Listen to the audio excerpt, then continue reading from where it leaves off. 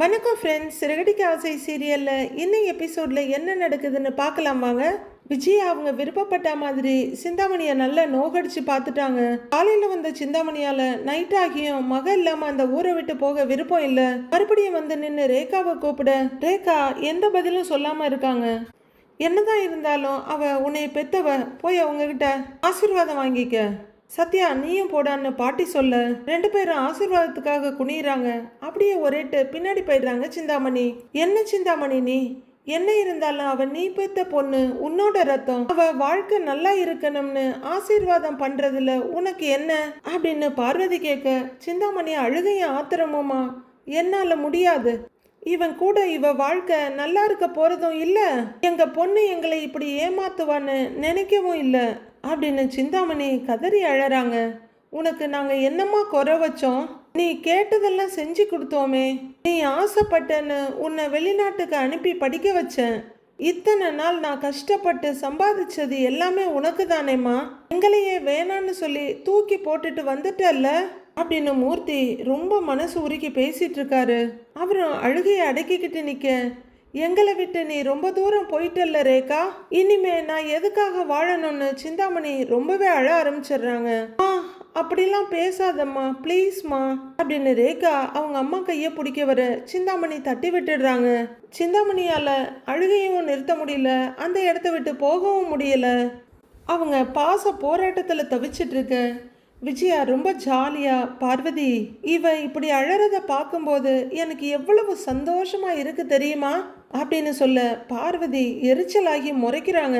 சிந்தாமணி வாயில முந்தானையை வச்சுட்டு கதறி அழுதுட்டு இருக்க, சிந்தாமணி நல்ல காரியம் நடந்திருக்கு, இதுக்கு மேலே உனக்கு எதுக்கு இவ்வளவு பிடிவாதம் அப்படின்னு பாட்டி கேட்குறாங்க. சத்யா நல்ல பையன், ரேகா மனசை புரிஞ்சவன், அவன் கண்டிப்பா நல்லா பார்த்துக்குவாமா அப்படின்னு அண்ணாமலை சொல்றாரு. அவ உங்களை மீறி வந்துட்டான்னு மட்டும் யோசிக்காதீங்க. அப்படி ஒரு முடிவு எடுத்திருக்கானா அவ சத்யா மேல உயிரையே வச்சிருக்கா அப்படின்னு மீனாவும் சொல்றாங்க. சத்யாவும் உங்க பொண்ணும் ஒருத்தர் உசுருக்கு உசுரா விரும்புறாங்க. பணம் காசுக்காக உங்க பொண்ணை விரும்பலங்க சார். ரெண்டு பேரோட மனசும் ஒத்து போச்சு. அதுக்கப்புறம் என்னங்க வேணும்னு முத்து சொல்லிட்டு இருக்க. அப்படியே ஒரு வெறுப்பும் நிராசையுமா எல்லாரையும் பார்த்துக்கிட்டு அப்படியே நிற்கிறாங்க சிந்தாமணி. நானும் ரெண்டு பொண்ணுங்களை பெத்தவ தான். நம்மளை மீறி பொண்ணுக்கு கல்யாணம் நடந்தா அது எப்படி இருக்கும்னு எனக்கும் தெரியும். ஆனால் இந்த கல்யாணத்தை நாங்கள் இப்படி நடத்தணும்னு நினைக்கவே இல்லை. நீங்கள் இந்த சூழ்நிலைக்கு தள்ளிட்டீங்க அப்படின்னு மீனா அம்மா சொல்லிட்டு இருக்க சிந்தாமணி கொஞ்சம் அழுகையோடையே நிற்கிறாங்க. நடந்ததெல்லாம் மறந்துட்டு அவங்கள ஏற்றுக்கங்க அப்படிங்கிறாங்க பாட்டி. ரேகாவும் லைட்டாக விசும்பிட்டு அம்மா சத்யா ரொம்ப நல்லவன்மான்னு கையை இழுத்துக்கிறாங்க சிந்தாமணி. அவன் என்னை நல்லா பார்த்துக்குவாம்மா, சந்தோஷமா இருப்பேன் அப்படின்னு ரேகா சொல்கிறாங்க. சார் உங்க காசுக்காக நான் ரேகாவை விரும்பல. எனக்கு காசு முக்கியம் இல்லை, சொந்த உழைப்புல முன்னேறணும்னு நினைக்கிறவேனா. எனக்கு ரேகா மட்டும் போதும், அவளை நான் சந்தோஷமா பார்த்துக்குவேன் அப்படின்னு சத்யாவும் தாம் பங்குக்கு டைலாக் அடிக்கிறாரு. சிந்தாமணி அவங்கள ஆசீர்வாதம் பண்ணு அப்படின்னு அண்ணாமலை சொல்ல சிந்தாமணி மெதுவா நாளெட்டு முன்னாடி வர்றவங்க, உங்க யாரோட அறிவுரையும் கேட்க நான் இங்க வரல அப்படின்னு சொல்ல, அப்ப எதுக்கு தான் வந்த அப்படிங்கிற மாதிரி எல்லாரும் பாக்குறாங்க. ரேகா பக்கம் திரும்புற சிந்தாமணி, ரேகா உனக்காக நாங்க ரெண்டு பேரும் எவ்வளவோ தியாகம் பண்ணியிருக்கோம், உன் மேல உயிரையே வச்சிருக்கோம் கண்ணு, நீ தயவு செஞ்சு எங்க கூட வந்துருமா அப்படின்னு ரேகாவோட கையை பிடிக்கிறாங்க சிந்தாமணி. சாரிம்மா, இனிமே என் லைஃப் சத்யா கூட தான் அப்படின்னு அவங்களோட கையை விலக்கி விட்டுடுறாங்க ரேகா. விஜயா அப்படியே சந்தோஷமா குழுகுலுன்னு இருக்காங்க. காலையில கல்யாணத்தை வந்து பாப்பா கண்ணீர் வடிப்பா அப்படின்னு நினைச்ச விஜயாவுக்கு இது டபுள் தமாக்காவா இருக்கு. சிந்தாமணி மறுபடியும் அடுத்த ரவுண்ட் அழுகைக்கு ரெடியாக, நான் தான் சொன்னேன்ல சிந்தாமணி, இப்ப அவ நம்ம பொண்ணு இல்ல அப்படின்னு மூர்த்தி அழுகையோட சொல்ல சிந்தாமணி கதற ஆரம்பிச்சிடுறாங்க. அவளை மாத்திட்டாங்க, போலாம் அப்படின்னு உடம்பும் குரலும் நடுங்க கூப்பிடுறாரு அவரு. அதான் கல்யாணம் ஆயிடுச்சு, இனிமே அவ மேல நமக்கு உரிமை இல்லை அப்படிங்கிறாரு மூர்த்தி. ரொம்பவே அழுது மூக்கு முகத்தெல்லாம் தொடச்சிக்கிட்டு, இத்தனை வருஷமா உன்னை பெத்து வளர்த்து நாங்க முக்கியம் இல்லை உனக்கு.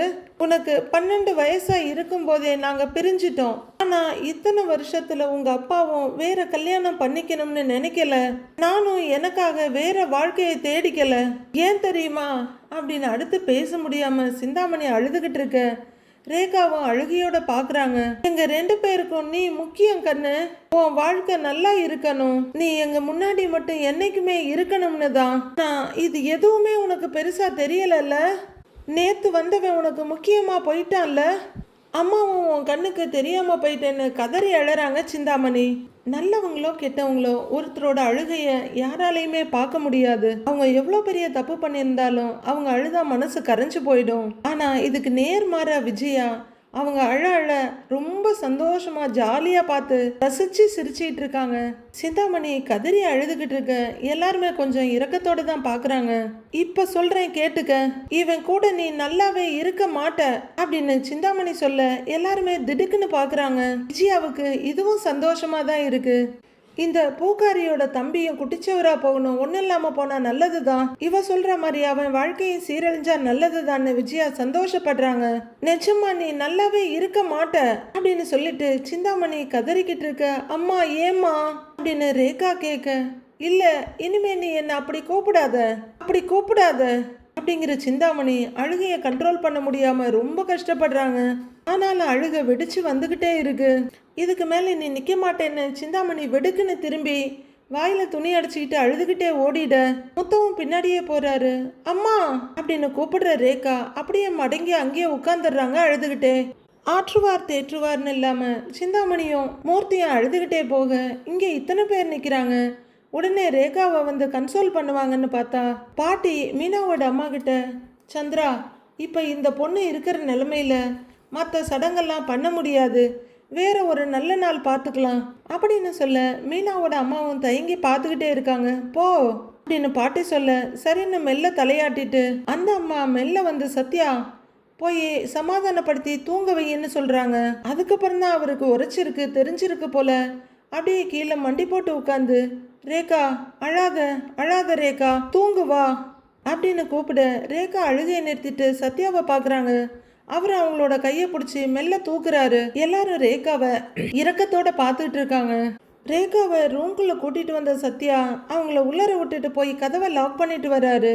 அவரு லாக் பண்ணிட்டு வந்த உடனே ரேகா அப்படியே திரும்பி சத்யாவை ஹக் பண்ணிக்கிறாங்க. அவங்க அழுதுகிட்டே இருக்க அவங்களோட முதுக தடவி கொடுத்து லைஃப் ஃபுல்லா உன் கூடவே இருப்பேன் ரேகா அழாத அப்படின்னு சமாதானம் பண்றாரு. அடுத்த நாள் பொழுது விடியுது. ஷோரூம்ல பப்பரப்பா மனோஜ் ஏதோ பயங்கர யோசனையில அப்படியே உட்கார்ந்துருக்க. அவர் எதிரில் உட்காந்து சக்திவேல் காஃபி குடிச்சிட்டு இருக்காரு. பக்கத்துல மொட்டைபாஸ் சந்தோஷம் நிக்கிறாரு.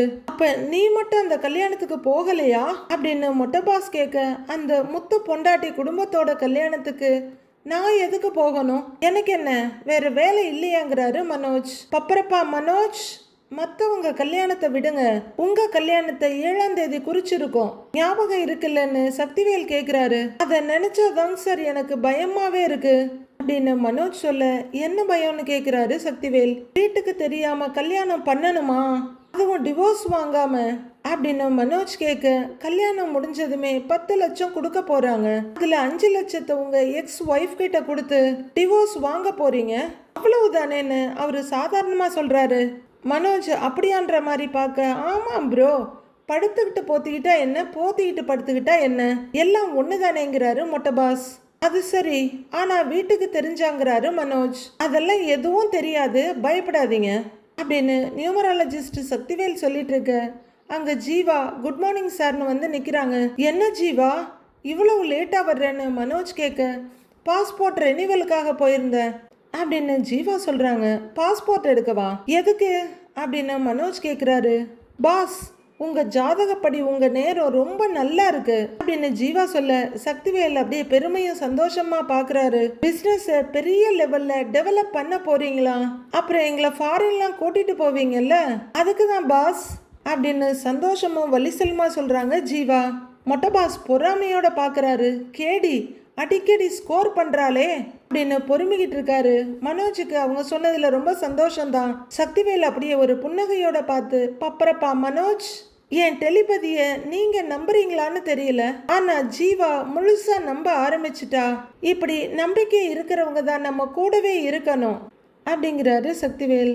ஆனாலும் எனக்கு ஒரு சந்தேகம் அப்படின்னு ஜீவா சொல்ல என்னன்னு கேக்குறாரு மனோஜ். நேத்து டிவில ஒரு நியூஸ் பார்த்தேன். அதுல ஒருத்தன் தன்னோட முதல் பொண்டாட்டிக்கு தெரியாம டைவர்ஸும் வாங்காம ஒரு பணக்கார பொண்ணை கல்யாணம் பண்ண பார்த்திருக்கான் அப்படின்னு ஜீவா சொல்ல என்ன ஏன் கதை மாதிரி இருக்குன்றாரு மனோஜ்.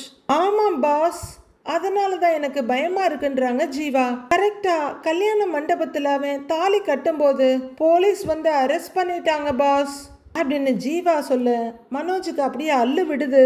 அப்படியே பயத்தோட சக்திவேல் பக்கம் திரும்புறவரு என்னங்க சார் இவ இப்படி சொல்றா அப்படின்னு கேட்க அவரு என்னடா இப்பதான் இவளை தூக்கி உச்சாணி கொம்புல வச்சோம், அதுக்குள்ள உலகத்தோட அடியில தூக்கி போடுற மாதிரி பண்றாளேன்னு நினைக்கிறவரு ஏம்மா ஜீவா இதெல்லாம் எதுக்குமா இங்க வந்து சொல்ற? முதல் பொண்டாட்டி போலீஸ்ல கம்ப்ளைண்ட் கொடுத்திருப்பா, அதனால போலீஸ் அரெஸ்ட் பண்ணி இருப்பாங்க. இது எதுக்கு பெரிய விஷயம்னு சொல்லிட்டு இருக்கேன்னு அவர் கேக்குறாரு. ஆமா இங்கதான் இந்த விஷயம் யாருக்குமே தெரியாதே அப்படிங்கிறாரு நம்ம மொட்டை பாஸ். அது சரி, ஆனா நம்ம பாஸ் இன்னும் ரோஹிணி கிட்ட இருந்து டைவர்ஸ் வாங்கலையே. இந்த சிச்சுவேஷன்ல பாஸ் மட்டும் கனகாவை கல்யாணம் பண்ணினா இந்தியன் மேரேஜ் ஆக்ட் படி என்னென்ன தண்டனை கிடைக்கும் தெரியுமாங்க சார் அப்படின்னு ஜீவா மொட்டை பாஸ் கிட்ட கேட்டுட்டு இருக்க. இங்க மனோஜோட நாக்கு தொண்டை நெஞ்சுன்னு எல்லாமே உணர்ந்து போயிட்டு இருக்கு. என்னென்ன தண்டனை கிடைக்கும் அப்படின்னு அவரு பயத்தோட ஜீவா பக்கம் திரும்ப, ஃபர்ஸ்ட் மேரேஜ்ல டிவோர்ஸ் வாங்காம செகண்ட் மேரேஜ் பண்றது பெரிய குற்றம் பாஸ், அதுக்கு ஜாமீனே கொடுக்க மாட்டாங்களாம். அப்படி பண்றவனுக்கு வெளியவே வர முடியாத கடுங்காவல் தண்டனை இருக்கு 7 வருஷத்துக்குன்னு சட்டத்திலேயே இருக்கு பாஸ் அப்படின்னு ஜீவா சொல்ல இவர் உடம்பெல்லாம் நடுங்க ஆரம்பிச்சிருது. 7 வருஷமா அப்படின்னு அவரு பயப்பட கண்ணாடிக்கு வெளியே வந்துடும் போல இருக்கு அவரோட கண்ணு ரெண்டும். ஷோ இவளை பேச விட்டா எல்லாத்தையும் கெடுத்துருவா போல இருக்கே அப்படின்னு பயத்தோட பாக்குறாரு சக்திவேல். மனோஜ் பயத்தோட ஜீவா பக்கம் திரும்ப அது மட்டும் இல்ல அப்படி பண்ற அந்த செகண்ட் மேரேஜ் சட்டப்படி செல்லாதான் அப்படின்னு ஜீவா சொல்ல இவருக்கு நாக்கே அசைய மாட்டேங்குது. என்னது 7 வருஷமா? அப்ப 7 வருஷம் நம்ம பாஸ் ஜெயிலுக்கு போனா இந்த ஷோரூமை யார் பாத்துக்கிறது அப்படின்னு மொட்டை பாஸ் அடுத்த கட்டத்துக்கே போயிடுறாரு. யோ என்ன ஜெயிலுக்கு அனுப்பிட்டு ஷோரூமை டேக் ஓவர் பண்ணிக்கலான்னு பாக்குறியா அப்படின்னு மனோஜ் கோவமா கேக்குறாரு. இல்ல பாஸ், பிசினஸ் முக்கியமே என்னதான் சொன்னேங்கிறாரு அவரு. பாஸ் நான் சொல்றத கேளுங்க, சட்டப்படி தப்புன்னு தெரிஞ்சும் 2வது கல்யாணத்துக்கு தாலி எடுத்து கொடுக்கறவங்கல இருந்து கூட நிக்கிற ஃப்ரெண்ட்ஸு ஃபேமிலி ஏன் கல்யாணம் நடத்தி வைக்கிற புரோகிதர்னு எல்லாத்தையுமே இந்த குற்றத்துக்கு துணை போனவங்கன்னு போலீஸ் அரெஸ்ட் பண்ணிடுவாங்களாம் அப்படின்னு ஜீவா சொல்லிட்டு இருக்க. போச்சு, இவனே ஒரு முட்டாள் பீஸு, இவன் ஒருத்தி போதும் இவனை முழுகடிக்கன்னு சக்திவேல் நொந்து போய் உட்கார்ந்துருக்காரு. திடீர்னு தலையை தட்டிக்கிட்டு அப்படியே தடவுற மொட்டை பாஸ். பாஸ் எனக்கு இப்போதான் ஞாபகம் வருது, உன் கல்யாண தேதி அன்னைக்கு தான் என்னோட டிரைவிங் லைசன்ஸை ரெனிவல் பண்ண கூப்பிட்டுருக்காங்க, மறந்தே போயிட்டேன், அன்னைக்கு மட்டும் என்னால் வர முடியாது அப்படின்னு நைஸா ஜகா வாங்குறாரு அவரு. மனோஜ் அதை பெருசாக எடுத்துக்காம ஜீவா நீ சும்மா இரு, எதையாவது சொல்லி பயமுறுத்திட்டு இருக்காத, ஒரு கம்ப்ளைண்ட் கொடுத்தா எல்லாரையும் தூக்கி உள்ளர வச்சிருவாங்களா அப்படின்னு மனோஜ் கேட்க. ஆமாம் பாஸ், கோர்ட் ஆர்டர் இல்லாம நீங்க இன்னொரு கல்யாணம் பண்றீங்கன்னு ரோஹிணி ஒரே ஒரு ஃபோன் பண்ணா போதும், கண்டிப்பா போலீஸ் உங்களை அரெஸ்ட் பண்ணிடுவாங்க அப்படின்னு ஜீவா சொல்ல மனோஜ் பயத்தோட பார்த்துட்டு இருக்காரு. என்னடா இதுங்கிற மாதிரி சக்திவேலும் அந்த பக்கத்துல இருந்து மொட்டை பாசம் பார்க்க. அப்புறம் 7 வருஷம்தான் அப்படின்னு அவங்க உதட்டப்பிதுக்க மனோஜ் ரொம்பவே நடுங்க ஆரம்பிச்சிடுறாரு. நான் சும்மாலாம் சொல்லலைங்க பாஸ், நல்ல ரிசர்ச் பண்ணி கன்ஃபார்ம் பண்ணிட்டு தான் சொல்கிறேன் அப்படின்னு ஜீவா முடிஞ்ச அளவுக்கு பயமுறுத்தி வைக்கிறாங்க. மனோஜும் ரொம்பவே பயந்துடுறாரு. சார் அப்போ இந்த கல்யாணத்தை வேணா அப்படின்னு மனோஜ் தயங்கிட்டே கேட்க, பப்பரப்பா மனோஜ் இந்த கல்யாணம் நடந்தாதான் நீங்க கோடீஸ்வரன் ஆக முடியும் அப்படின்னு முகத்துக்கு நேரா கையை நீட்டி சொல்றாரு. மனோஜ் அப்பவும் அவரு 4 விரல்லையும் இருக்க மோதிரத்தை தான் பார்த்துட்டு இருக்காரு. இவங்க தேவையில்லாம பயமுறுத்துறாங்க அப்படின்னு ஜீவாவை வெறுப்போட பாக்குறவரு, உங்க கட்டம் இப்ப சரியா இருக்கு, அதனால எந்த சட்டமும் உங்களை எதுவும் பண்ண முடியாது அப்படின்னு ஒத்த விரல அவர் முன்னாடி ஆட்டிட்டு இருக்க. ஏதோ மெஸ்மரைஸ் பண்ற மாதிரி மனோஜ் அந்த வெள்ளையே பார்த்துட்டு இருக்காரு. மனோஜுக்கு ஒரே குழப்பமும் பயமும் ஆசையும் போட்டி போட்டுட்டு இருக்குது. எல்லாரும் அவரையே பார்த்துக்கிட்டு இருக்க. அவரோட இடத்துல இருந்து எழுந்திருக்கிறாரு. அப்படியே மெல்ல யோசனையா நடந்து ஒரு ஃப்ரிட்ஜ் மேல கைய வச்சுட்டு அவரு நிக்க, அவர் எதிரில் ஒரு லேடி வந்து நிக்கிறாங்க. அப்படியே அவர் நிமிந்து பார்க்க, என்ன மாப்பிள்ள எப்பவும் நான் வந்தா வாங்கன்னு சொல்லுவீங்க, என்னாச்சு, எனி ப்ராப்ளம் அப்படின்னு கனகா அம்மா கேட்குறாங்க. இல்லை, இது பிஸ்னஸ் டென்ஷன் தான், வேற ஒன்றும் இல்லை, நீங்கள் வாங்க வந்து உட்காருங்கன்னு கூப்பிடுறாரு அவரு. அவங்கள வாங்கன்னு சொல்லிட்டு மனோஜ் முன்னாடி நடக்க மாப்பிள்ளைன்னு கூப்பிடுறாங்க கனகா அம்மா.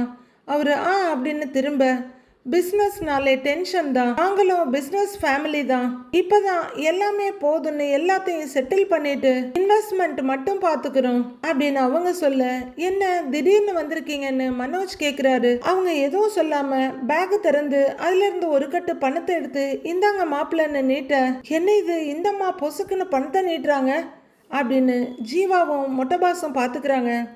சக்திவேல் ரொம்ப சந்தோஷமா பார்த்துட்டு இருக்காரு. மனோஜும் அவங்க கைய பார்த்துட்டு எதுக்கு பணம் கொடுக்குறீங்கன்னு கேக்குறாரு. இதுல 50,000 இருக்கு, இதுல நீங்க ட்ரெஸ் வாங்கிக்கிட்டு ஜோசியருக்கும் உங்க ஃப்ரெண்ட்ஸுக்கும் ட்ரெஸ் வாங்கி கொடுங்க அப்படின்னு அந்த அம்மா சொல்ல, சக்திவேல் அதே புன்னகையோடு நிக்கிறாரு.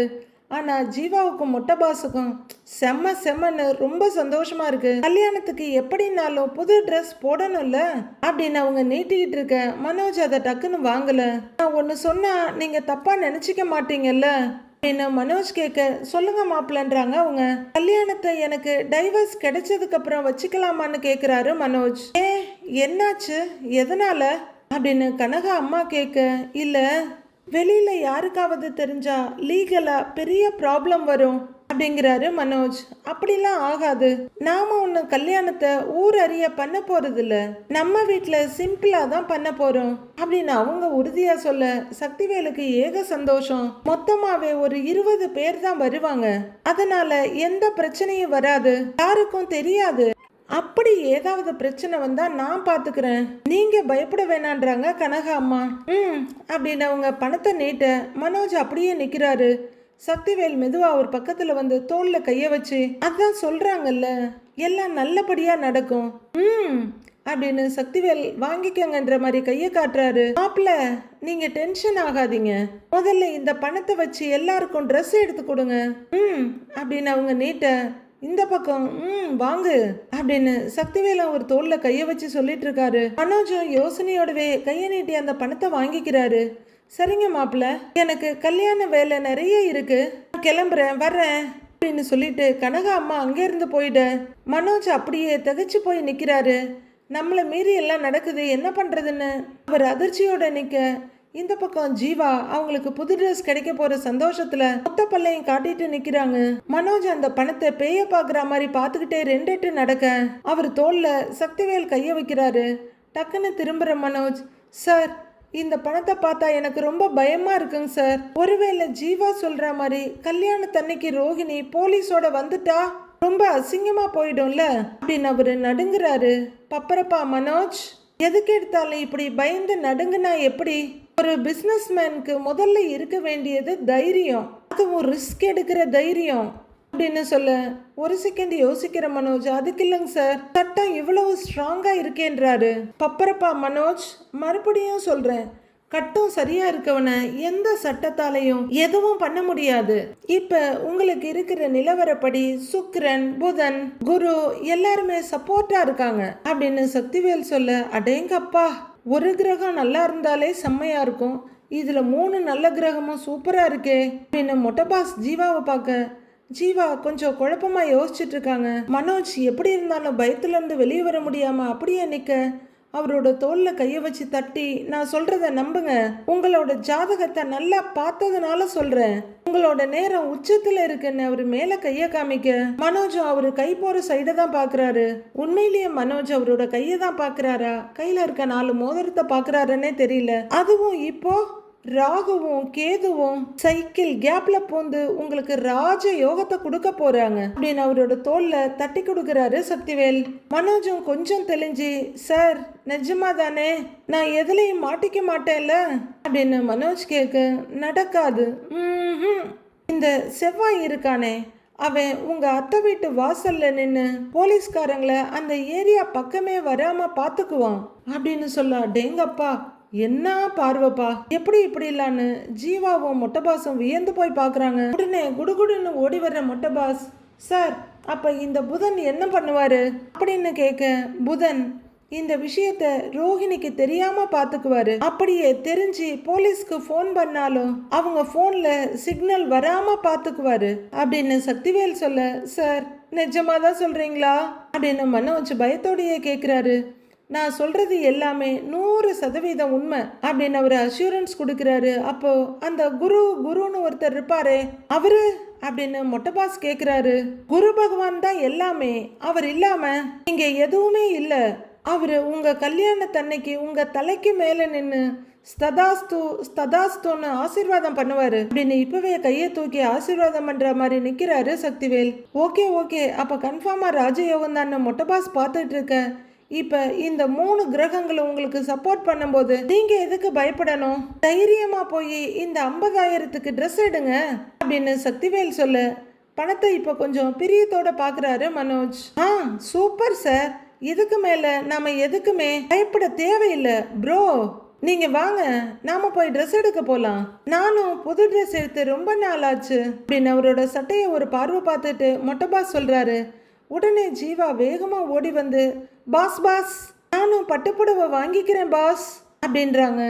மனோஜ் சக்திவேல் பக்கம் திரும்பி, சார் நீங்க சொன்னதுக்கு அப்புறம் தான் எனக்கு கொஞ்சம் நிம்மதியா இருக்கு. இந்த செவ்வாய் குரு புதன் எல்லாரும் எனக்கு சப்போர்ட்டா இருக்கும்போது நான் எதுக்கு பயப்படணும்? சரி வாங்க எல்லாரும் இப்பவே ட்ரெஸ் எடுக்க போலாம் அப்படின்னு மனோஜ் தைரியமா கூப்பிட 3 பேரும் ரொம்ப சந்தோஷமாயிடுறாங்க. ஒரு வழியா கல்யாணம் எல்லாம் முடிஞ்சு மீனா குடும்பம் அண்ணாமலை குடும்பம் எல்லாமே நார்மல் வேர்ல்டுக்கு வந்துட்டாங்க போல இருக்கு. ஒரு கடைக்குள்ள இருந்து வர்ற மீனா இந்த பக்கம் அந்த பக்கம் வண்டியை தேடி பாக்குறாங்க. அவங்க கண்ணுக்கு தெரியலன்னு மொபைலை ஓபன் பண்ணி அவங்க வண்டி பிக் பக்கத்துல இருக்கிற ஒரு சின்ன ஸ்கொயர் தட்டுறாங்க. உடனே அவங்க வண்டியில இருக்க லைட்டு பிளிங்க் ஆகுது. ஈஸியா வண்டியை லொக்கேட் பண்ணி அந்த சத்தத்தை கேட்டுக்கிட்டே வண்டிகிட்ட வந்துடுறாங்க. ரொம்ப சந்தோஷமா வண்டிகிட்ட வர்றவங்க கையில இருக்க பேக்கை பின்னாடி பேஸ்கெட்ல போட்டு வண்டியில சாவியை போட்டுட்டு ஹெல்மெட் எடுத்து தலையில போடுறாங்க. இங்க சத்யாவும் ரேகாவும் சந்திரா வீட்டு வாசப்படியில நின்னுகிட்டு இருக்க மீனா அவங்களுக்கு ஆரத்தி எடுத்துட்டு இருக்காங்க. கூடவே சீதா அக்கம் பக்கத்துக்காரங்கன்னு நிறைய பேர் நிக்கிறாங்க. மீனா ரொம்ப சந்தோஷமா அவங்களுக்கு ஆரத்தி சுத்தி நெத்தியில பொட்டு வச்சு விடுறாங்க. அப்படியே தட்டை பக்கத்துல இருக்க ஒரு லேடி கிட்ட கொடுத்து, அக்கா இதை கீழே கொட்டிடுங்களேன்னு கொடுக்குறாங்க. வலது கால எடுத்து வச்சு உள்ளர வாமான்னு ரேகா கிட்ட சொல்லிட்டு நீயும் வாடாங்கிறாங்க. சரிக்கா அப்படின்னு ரேகாவை முன்னாடி போக விட்டுட்டு அடுத்து பின்னாடியே வர்றாரு சத்யாவும்.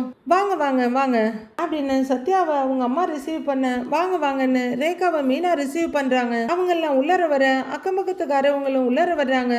ஹவுஸ் ஓனர் முன்னாடி வந்து, சந்திரா எப்படியோ பையனுக்கு கல்யாணத்தையும் முடிச்சுட்டு ரொம்ப சந்தோஷம்ன்றாங்க.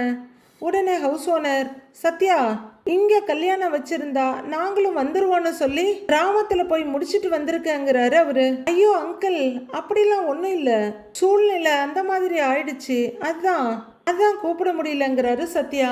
ஆமாங்க சார், உங்க எல்லாரையுமே கூப்பிட்டு பண்ணணும்னு தான் எங்களுக்கும் ஆசை. ஆனா வந்த பிரச்சனையெல்லாம் உங்களுக்கே தெரியுங்கிறாரு முத்து. பரவாயில்ல முத்து, எல்லாம் எனக்கு தெரியும், சும்மா தான் கேட்டேங்கிறாரு அவரு. ஏதோ ஒன்று நல்ல விதமா கல்யாணம் முடிஞ்சு போச்சுல்ல, அதுவே எனக்கு ரொம்ப சந்தோஷம்ப்பா அப்படிங்கிறாரு ஹவுஸ் ஓனர். வர முடியாதவங்களுக்கு வீட்டுக்கு மேல சின்னதா ஒரு விருந்து ஏற்பாடு பண்ணிடுவோம், எல்லாரும் வந்துருங்க, சிறப்பா பண்ணிடலான்னு முத்து சொல்ல எல்லாருமே சிரிப்போடு நிக்கிறாங்க. சரிப்பா முத்து அப்படிங்கிறாரு ஹவுஸ் ஓனர். சந்திரா பொண்ணை கூட்டிக்கிட்டு போய் விளக்கு ஏத்த சொல்லுமா அப்படின்னு ஹவுஸ் ஓனரோட ஒய்ஃப் சொல்ல, சரிங்க அப்படிங்கிற சந்திரா. சரிம்மா வாமா ரேகா அப்படின்னு உள்ளர போக, வா ரேகா அப்படின்னு சீதா ஒரு பக்கமும் மீனா ஒரு பக்கமா கையை பிடிச்சி கூட்டிட்டு போறாங்க. என்னடா ஒரே ஆள் உள்ளர போயிட்டு வர்ற கிச்சன் தானேன்னு பார்த்தா அங்க ஒரு ரேக்ல நிறைய சாமி படம் வச்சு ரொம்பவே டெக்கரேஷனோட வச்சிருக்காங்க. உள்ளர வந்த ரேகா அங்க தீபத்தை ஏத்த மீனா அவங்களுக்கு குங்குமத்தை எடுத்து கொடுக்குறாங்க. அவங்க எடுத்து நெத்தி வகிட்டுல வச்சுக்க அடுத்து சத்யாவுக்கு கொடுக்குறாங்க மீனா. சந்திரா கிச்சன் பக்கத்துல நின்றுட்டு இருக்க, வெளியே நின்றுட்டு இருக்க 2 லேடிஸ் ரொம்ப பணக்கார வீட்டு பொண்ணு, இந்த வீட்டில் வந்து எப்படி வாழ போகுதோ அப்படின்னு ஒரு லேடி சொல்ல, நீ சொல்றது கரெக்டு, ரொம்ப கஷ்டம்தானே இன்னொரு லேடி சொல்ல, ஆமாங்கிறாங்க இந்த லேடி. சந்திரா இதெல்லாம் கேட்டுக்கிட்டே நிக்கிறாங்க. அவங்க அப்படியே கிச்சன் பக்கத்துல இருந்து வெளியே வந்து நிக்க, அத்தை இப்படி வந்து நில்லுங்க அப்படின்னு முத்து சொல்ல அவங்க கொஞ்சம் அந்த போட்டோ பக்கமா வந்து நிக்கிறாங்க. சீதா அந்த பூவை கொஞ்சம் எடுத்துட்டு வாங்குறாரு முத்து. 2 பேரும் காலில் விழுந்து ஆசீர்வாதம் வாங்குங்கன்னு முத்து சொல்ல அப்படின்னு ரேகாவும் சத்யாவும் சந்திராவோட காலில் குனிறாங்க. இந்தாம்மா அப்படின்னு சீதா பூவை நீட்ட நல்லா இருங்க நல்லா இருங்க எழுந்துறீங்கன்னு 2 பேரையும் ஆசீர்வாதம் பண்றாங்க சந்திரா. முத்து ரொம்ப பெருமையும் சந்தோஷமா அவங்கள பார்த்துட்டு இருக்க மீனா அதே சந்தோஷத்தோட முத்துவை பார்த்துட்டு இருக்காங்க. எழுந்துறீங்க, போங்க மாமா கிட்ட ஆசீர்வாதம் வாங்குங்க அப்படின்னு சத்யா கிட்ட சொல்ல, அத்தை அதெல்லாம் ஒன்றும் வேணாம் அத்தை, நாங்கள் என்ன பெரியவங்களான்னு கேட்குறாரு முத்து. அம்மா அப்படின்னு மீனாவும் கூப்பிட்டுட்டு இருக்க, மாப்பிள்ள இந்த வீட்டுக்கு எல்லாமே நீங்க தான் மாப்பிள்ள, உங்க ஆசீர்வாதமோ இவனுக்கு வேணுங்கிற சந்திரா. போங்க ஆசீர்வாதம் வாங்கிக்கோங்கன்னு 2 பேரையும் அனுப்பி விடுறாங்க. சீதாவும் சிரிச்சுக்கிட்டே இந்தாக்கான்னு மீனா கிட்ட பூவை கொடுக்க, அவங்களும் இந்தாங்கன்னு முத்துக்கிட்ட கொஞ்சம் பூவை கொடுக்குறாங்க. 2 பேரும் அவங்க முன்னாடி தரையில விழுந்து மண்டி போட்டு கும்பிட்டு இருக்க 2 பேரும் நல்லா இருங்கன்னு பிளஸ் பண்றாங்க. முத்துவும் ரொம்பவே நெகிழ்ந்து போய் நல்லா இருங்கன்னு சொல்லி சத்யாவை தூக்கி விடுறாரு. மீனாவும் ரேகாவை தூக்கி விட்டு 2 பேரும் ஹக் பண்ணிக்கிறாங்க. ரேகா புது இடம் எப்படி இருக்குமோன்னு எந்த பயமும் வேண்டாம் அப்படின்னு மீனா சொல்ல, அதெல்லாம் எனக்கு எந்த பயமும் இல்லை அப்படின்னு ரேகா சந்தோஷமா சிரிக்கிறாங்க. முத்துவும் சிரிச்சுட்டு சத்யாவை தன்னோட பக்கத்துல இழுத்து தோளோட அணைச்சிக்கிறாரு. நான் இத்தனை வருஷமா அப்பா அம்மா கூட இருந்திருந்தாலும் 2 பேர் கூடயும் தனித்தனியா தான் இருந்திருக்கேன். இனிமே இங்க எல்லார் கூடயும் ஃபேமிலியா ஒன்னா இருக்க போறேன். எனக்கு இத்தனை பேர் கிடைச்சிருக்கீங்க, எனக்கு இதுவே போதுங்கிறாங்க ரேகா. சந்திரா ரொம்ப நிம்மதியும் சந்தோஷமா சிரிக்க, சத்யா உண்மையிலேயே நீ ரொம்ப கொடுத்து வச்ச வேண்டாண்டா அப்படின்னு மீனா சத்யாவை பார்த்து சிரிக்க, பரவாயில்லையே அப்படின்னு சீதா ரேகாவை பார்த்து சிரிச்சிட்டு இருக்காங்க. எங்க ஜோதியில ஐக்கியமாறதுக்கு வந்துட்டு இல்லம்மா தங்கச்சி, பார்த்துக்கலாம் அப்படின்னு திருப்தியா பார்த்துக்கிட்டு இருக்காரு முத்து. அடுத்து என்ன நடக்க போகுதுன்னு வர எபிசோட்ல பார்க்கலாம் ஃப்ரெண்ட்ஸ்.